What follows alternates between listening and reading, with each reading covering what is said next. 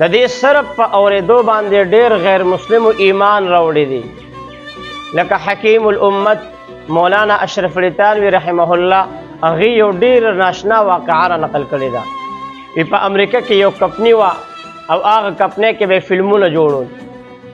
د کمپنۍ مالک یو ځل اراده وکړه چې په مونځ باندې فلم جوړ کړم.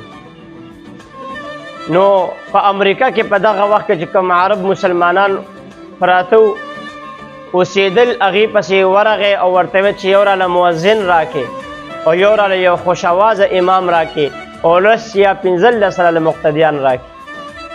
هغې ورسره کسان کړل چې کله ماسخوتن رالل نو مؤذن اذان وکړ.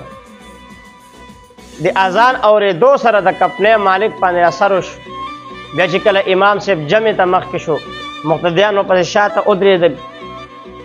نو چې کله هغه په جمع کې د قرآن کریم تلاوت شروع، نو د هغه قرآن کریم تلاوت په دې د کمپنۍ په دې مالک باندې دومره اثر وکړو چې د جړل په جړا شو. چې کله امام صاحب سلام واړو، السلام علیکم ورحمت الله، السلام علیکم ورحمت الله، مونځ نه فارغه شو. نو دی فوراً امام صاحب ته وایي امام صاحب ما ته کلمه ووایه مسلمانېږم، اسلام راوړم. امام صاحب ته کلمه وویلې دی مسلمان شو. بیا دی امام صاحب ته وی تاسو به ماله روزانه 2 غنټې ټایم راکوئ، ما ته به د قرآن کریم درس راکوئ او د قرآن کریم احکامات به ما ته ښایئ. د کمپنۍ والا خلکو دته ډېر وویلې، ملګرو ورته ډېر وویل چې دا ته څه کوې، غټه کمپني ده او تا بنده کړله، دا کمپني هم بنده کړه. وي دا خو غټه کمپني ده او تا بنده کړه. ده ورته وی ما د دنیا ډېر غټ غټ کاروبارونه وکړل خو ما ته پکې سکون نه میلاوېده. ښه مال او دولت را سره و خو ما ته سکون نه و، اطمینان راته نه و، زړه مې روښانه نه و، خوشحاله نه و. خو چې کله مې اسلام قبول کړ، اسلام مې راوړو، نو ما ته د زړه اطمینان او د زړه سکون ما ته حاصل شو. نو زه غواړم چې زه په دې اسلام کې اوس ترقي وکړم. عزتمندو دا صرف د قرآن کریم تلاوت په اورېدو باندې. نو په مال او دولت کې عزتمندو سکون نشته، سکون دا صرف په دین کې دی.